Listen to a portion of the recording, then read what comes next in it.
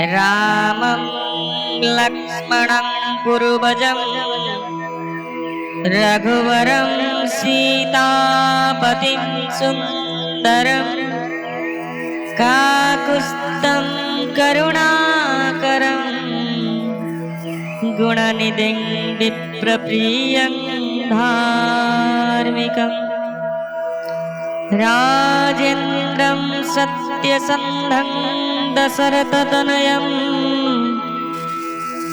श्यामलं शान्तमूर्तिं राजेन्द्रं सत्यसन्धं दशरथतनयं श्यामलं शान्तमूर्तिं वन्दे लकाभिरामं श्रीरामं रघुकुलतिलकं राघवं रावणारि या पृथ्वीभरणाय सर्वदिग्विजयी सम्प्रार्थितश्चिन्मय सञ्जात पृथिवीतले रघुकुले मायामनुष्यव्ययः नश्चक्रं हतराक्षसः पुनरागतब्रह्मत्वमद्यं स्थिरा कीर्तिं पापहरा विधाय जगतां त्वं जानकीशं भजे। नमस्कार दर्शक बंधु, आमर कार्यक्रम वैदिक पुराण शास्त्र दर्शन रे आपण मानक मु पुणी थरे स्वागत जनाउछि। एही क्रम रे आमे आज रामायण पाठ करिबा। वाल्मीकि रामायण विषय वस्तु अज्ञातरे दशरथ मुनि अंध मुनि पुत्र को वध करिबा। आसंतु देखिबा कोन रहिछि चरित। आद्यकाण्ड रामायणे वाल्मीकि ऋषि जहाँ लिखिथिले जोग आसन रे बसी भाषार्थे ताहा एबे कहुअछि मुहि क्षमा कर साधु जने दश थिले तहि हेतु अन्ते इंद्र आज्ञा पाई मेघमाला 7 दिन बरसिले अयोध्यारे जल नदी सरक हाथ आदि जेते पुष्क थिले मेघ बरसन्ते जले पूर्ण होई गले वृष्टिहीने तरुलता शुष्क होइथिले जल पाई हृष्ट होई पल्लवी उठिले जीवन पाइले जहु जीव जंतु गण पान करी वांछा कले राजांकु कल्याण हृष्ट होई प्रजा कले शस्य आरोहण आनंदरे पूर्ण हेला समस्तंक मन बहु संख्या राणी थिले दशरथंकर से मध्यरु काहारी जे नहिला कुमार सेही जगु दशरथ भाबुथांती मने 9000 वर्ष मोर होई गला पूर्णे एमंत समये तांक राणींक मध्यरे चित्रा नाम एक राणी ताहार गर्भरे कन्याटिए उपुजिला परमा सुंदरी शांत गुणे शांता नाम देले दंडधारी ଦଶରଥଙ୍କର ମିତ୍ର ଲୋମପାଦ ରାଜା,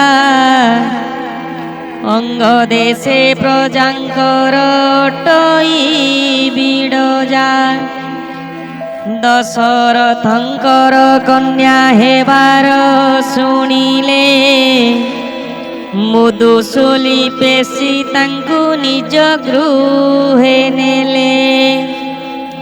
ପୂର୍ବରୁ ସେ ଦୁଇ ରାଜା ସତ୍ୟ କରିଥିଲେ, ଏଣୁ ତାହା ଦଶରଥ ଭାଙ୍ଗି ନ ପାରିଲେ। ସେ କନ୍ୟା ରହିଲା ଯାଇ ଲୋମପାଦ ଘରେ, ପୁତ୍ର ଚିନ୍ତା ଥାଏ ଦଶରଥଙ୍କ ହୃଦୟରେ। କର୍ମ ଫଳ କଦାଚିତେ ଖଣ୍ଡନ ନୁହଇ, ଦିନେ ଦଶରଥ ଗଲେ ମୃଗୟାର୍ଥୀ ହୋଇ। ବନ ଯାକ ଖୋଜି ଖୋଜି ମୃଗ ନ ପାଇଲେ, ଦିନ ଶେଷେ ହେଲା ରାଜା ମନେ ବିଚାରିଲେ। ଆଜି ରାତ୍ରେ ଜଗିବଇ ଜଳ ଘାଟେ ଯାଇ, ଅବଶ୍ୟ ତ ଜନ୍ତୁମାନେ ଯିବେ ପାଣି ପାଇଁ। ଏହିଠାରେ ଜଗିଥିଲେ ପାଇବି ବିମୁଗ, ଏତେ ଭାବି ମହାରାଜା ଚଳିଗଲେ ବେଗ। ସରଜୁର ତୀରେ ବସି ହରାଇଲେ ଶ୍ରମ, କିଛି ଦୂରେ ଥିଲା ଅନ୍ଧ ମୁନିଙ୍କ ଆଶ୍ରମ। ଅନ୍ଧ ମୁନିଙ୍କର ସିନ୍ଧୁ ନାମେ ପୁତ୍ର ଥିଲା, ଜଳ ନେବ ବୋଲି ନଦୀ ଘାଟକୁ ଅଇଲା।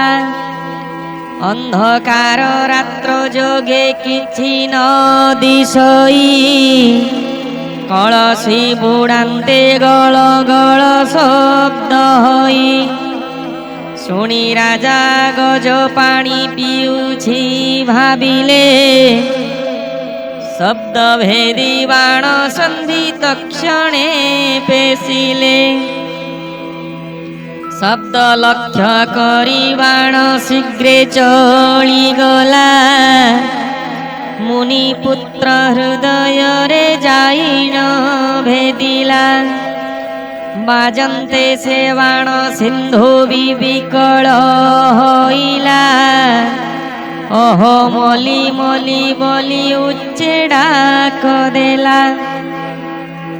ନରତୁଣ୍ଡ ଶୁଣି ରାଜା ହୋଇଲେ କାତର, ଧାଇଁ ଯାଇ ଦେଖିଲେ ସେ ମୁନିଙ୍କ କୁମର। ବାଣ ବିଦ୍ଧ ହୋଇ ପ୍ରାଣେ ହୋଇ ବିକଳ, ଭये ଦଶରଥ ତାଙ୍କ ମୁଖେ ସିଞ୍ଚ ଜଳେ। ଶିରେ କର ମାରି ରାଜା କଲେ ମହାଶୋକ, ବ୍ରହ୍ମ ହତ୍ୟା କଲି ନିଶ୍ଚେ ଯିବି କୁମ୍ଭୀପାକ। ଶୁଣି ଅତି କଷ୍ଟେ କହେ ସେ ଅନ୍ଧ କୁମର, ବ୍ରହ୍ମ ହତ୍ୟା ଭୟ ମନୁ ଛାଡ଼ନ୍ ରୂପବର। ବୈଶ୍ୟପୁତ୍ର ମୁହିଁ ବନେ ତପ ସାଧୁଥିଲି, ପୂର୍ବ ପାପ ଜଗେ ମୋର ଏ ଦଶା ପାଇଲି।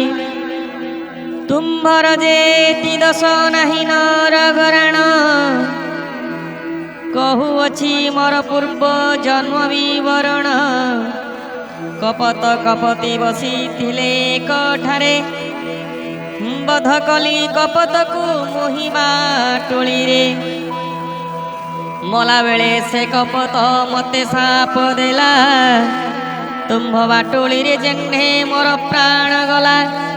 ଆଗାମୀ ଜନ୍ମରେ ତୁମ୍ଭେ ସେ ଫଳ ଭୁଞ୍ଜିବ, ଅଲକ୍ଷିତ ସ୍ୱରାଘାତେ ପ୍ରାଣ ହରାଇବ। ସେଇ ସାପ ଫଳେ ମୁହିଁ ମରୁଅଛି ଏବେ, ତୁମ୍ଭ ଦୋଷ ନାହିଁ ଶୁଣ ମୋହଠାରୁ ଏବେ। ଆସ ଆଶ୍ରମରେ ମୋର ଅନ୍ଧ ପିତା ମାତା ଅଛନ୍ତି। ଅତି ବୃଦ୍ଧ ମୋ ବିନାଶେ ନାହିଁ ତାଙ୍କ ଗତି।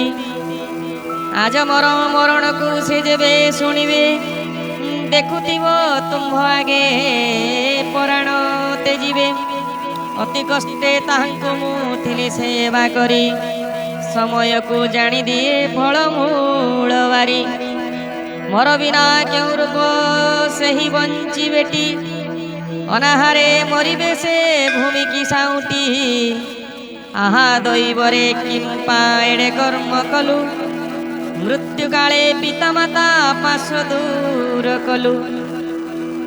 ମୋ ବଚନ ତୁମ୍ଭେ ଏବେ ଶୁଣ ନ ରଇସ, ଶୀଘ୍ର ଜଳ ଘଟ ନେଇ ଯାଅ ପିତା ପାଶ। ଜଳ ଦେଇ ପ୍ରବୋଧାଇ ତାହାଙ୍କୁ କହିବ, ଯେଉଁ ରୂପେ ତାଙ୍କ ମନୁ କ୍ରୋଧ ଦୂର ହେବ। ଏହା ଯେବେ ନରପତେ ନ କରିବ ଯାଇ, ତାଙ୍କ କପେ ଭସ୍ମ ହେବ ନ ରଖିବେ କେହି। ଶୀଘ୍ର ମୋର ହୃଦୟରୁ କାଢ଼ି ନିଅ ବାଣ, ସେ ଘାତରେ ଛଟପଟ ହେଉଅଛି ପ୍ରାଣ। ଏହା ଶୁଣି ଦଶରଥ ବାଣ କାଢ଼ି ନେଲେ, ବିଷ୍ଣୁପାଦ ଚିନ୍ତି ସିନ୍ଧୁ ପ୍ରାଣ ତ୍ୟାଗ କଲେ। ତାହା ଦେଖି ଦଶରଥ ହଇଲେ ବିକଳ, ବ୍ୟାଧ ବୃତ୍ତି କରି ନାଶ କଲି ମୁନିବାଳ।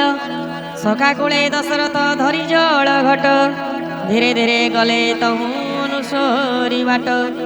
ବିଲ୍ୱବନ ଆଶ୍ରମରେ ଥାଇ ବୃଦ୍ଧ ବେନି, ଅନ୍ଧ ଆଗେ ବ୍ୟାକୁଳରେ କହଇ ଅନ୍ଧୁଣି। ଯାଇଥିଲା ପୁତ୍ର ପାଣି ଆଣିବାର ପାଇଁ, ବିଳମ୍ବ ହଇଲା କିମ୍ବା ସେହୁ ନ ଆସଇ। ଦକ୍ଷ ଭୁଜ ଦକ୍ଷ ଚକ୍ଷୁ ଫୁରେ ଘନ ଘନ, କିବା ବନେ ପୁତ୍ର ମୋର ପାଉଛି କଷଣ। ଶୁଣି ତାକୁ ଆଶ୍ୱାସୀ ଯେ କହେ ମନ୍ଧ ମୁନି, ଆସି ବାଟେ ହୋଇଥିବ ଜଳ ଘଟ ଘେନି। ଏ ସମୟ ଦଶରଥ ସେହି ନିକଟରେ, ପ୍ରବେଶ ହଇଲେ ଜଳ ଘଟ ଘେନି করে। ଯିବା ବେଳେ ଦଶରଥଙ୍କର ପାଦ ଧ୍ୱନି, ଶୁଣି କରି ଉଚ୍ଚ ଡାକ ଦେଲେ ଅନ୍ଧ ମୁନି। ଆସ ଆସ ଆରେ ବାବା ଦିଅ ବେগে ଜଳ, ତ ବିଳମ୍ବ ଦେଖି ମାତା ହୋଇ ବିକଳ। ଫଳମୂଳ ଦିଅ ବାବୁ କରିବୁ ଆହାର, ଆମ୍ଭେ ଦୁହେଁ ଅନ୍ଧଟୁ ତୁ ଚକ୍ଷୁ ଆମ୍ଭର। ବେନି ବୃଦ୍ଧଙ୍କର ଦେଖି ଏପରି ଆକୁଳ, ସକାଗ୍ନିରେ ଦଗ୍ଧ ହେଲେ ରଘୁ ବଂଶବାଳ।